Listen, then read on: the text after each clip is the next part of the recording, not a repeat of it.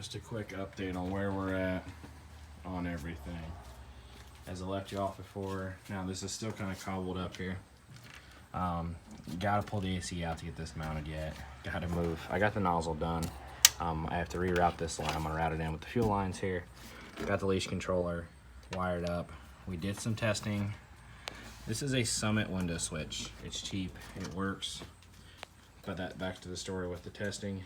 The problem we ran into was the Summit switch does not re-engage the system once it leaves the window.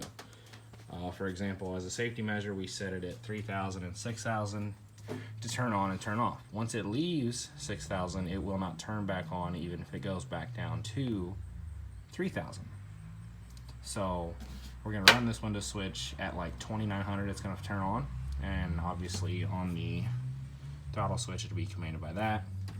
It'll turn on at 29, and then we had to move it to 65. It's only there in case I miss a gear. This is a 5-speed car. You do run the risk of missing a gear. So yeah, 6,500 is gonna turn off. We had to do that basically just to make sure that the nitrous will stay on. Because our first test, we only had it in the first gear, and then once we shifted, we did not. So, just a quick update. Like I said, this should be only a couple minutes. Got the nozzle ran. We have done some tests already. Walk to the back of the car here. Last time I showed you this setup, had a big change here. As you notice, the pressure switch is off of it, off the bottle compared to last time. The problem we had was we went to a place called Warrior Racing in Tip City, Ohio. Really nice place right off Sn95. Guys inside there are really cool. I bought a Holley NOS pressure switch. We got there, I was like, yeah, I just need my bottle filled. I think it's I think they charge $5.75 a pound, which is a really good price. I drove 45 minutes to get there. Because my local places, they charge like $7.50 a pound. And so for 15 pounds, it was worth it for the drive. I get there, the guy, he did not like a gauge being on the nozzle. He said the gauges sometimes crack, blow up, make loud noises, so he's not a big fan of it.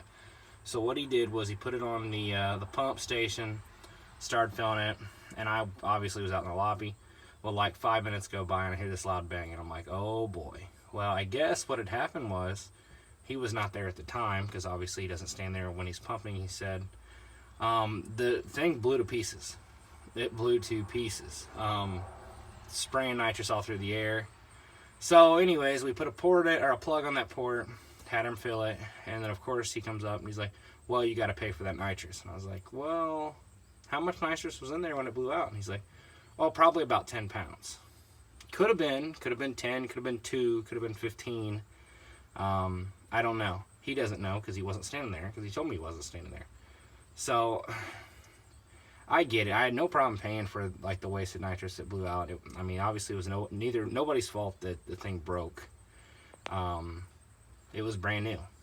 I didn't like the fact that he charged me for 10 pounds of nitrous plus the 15 to fill the bottle.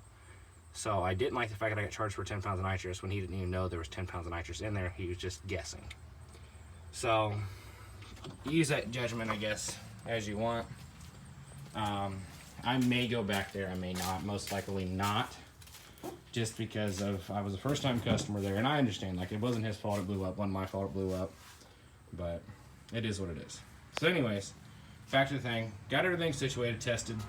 We ran into some tuning issues. We just got those ironed out. We were coming back, and I'm actually, so initially I bought this cheap $340 off eBay, and I was like, oh, we'll run it. Well, then I found a really good deal on a Walbro 255, and I figured I'd play it safe and go with something a little more name brand. So we're gonna put that in, get that situated. Hopefully this week we start testing for 100 and 150. 31 spline, Ford Racing, carbon clutch, rear diff. Needed that to go with our 31 spline axles. We will go to the track with it on the 28 spline stock carrier, stock rear end. just because I know 28 splines probably it will probably break if I spray it out of the hole, especially on slicks or drag radials. But we got to spray it to get a good idea on the trap speed, to know where to go from there on which gear ratio. I don't know what it's going to mile per hour at. So that's a quick update. And to finish this video, we got the disaster of a rear end, or of an interior back together. So car seat, daily life, switch panel wired up, arming switch, purge button, warmer, all wired to a key source, nice and secure. So that's the update. I'll keep y'all posted, and hopefully the next couple videos, probably the next video, will be at the track testing the 150, and of course we're making a tune for a 200 shot as well. So we'll see what goes from here. All right, thanks.